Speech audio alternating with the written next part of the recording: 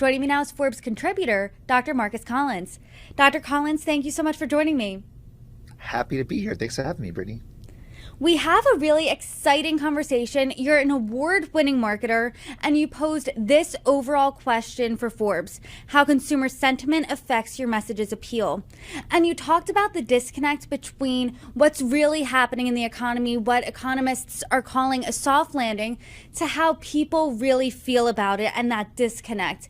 And in a recent piece for Forbes, you wrote this: by all accounts, the economy is empirically doing well. But as you and I know, as I'm sure you've had in many conversations, people do not feel this way. So why is there that disconnect? I think it really boils down to meaning. And the notion is this: things aren't the way they are the way that we are. That is, the way we see the world ultimately informs the way the world manifests.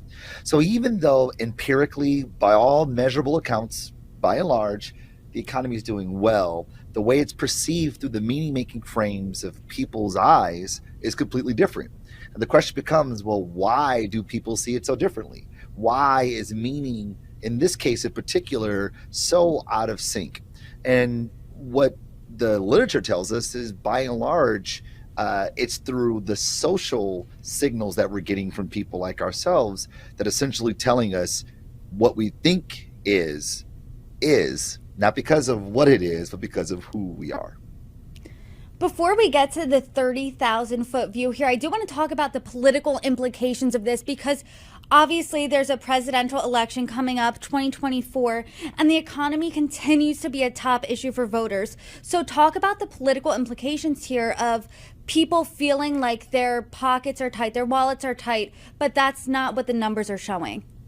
Sure. If my translation or interpretation of what's happening is that the economy is bad, then I go, oh, then whoever's in charge of the administration, whoever's in administration at the moment, then they're responsible for it. And therefore, I'm less inclined to vote for them. That's the thinking, that based on how I see the world, it's going to inform my vote. So if I think the economy is bad today, and this is a Biden administration, then I go, oh, Biden's responsible for this. And therefore, if I have another 4 years of Biden, then I can expect another 4 years of economic crunch.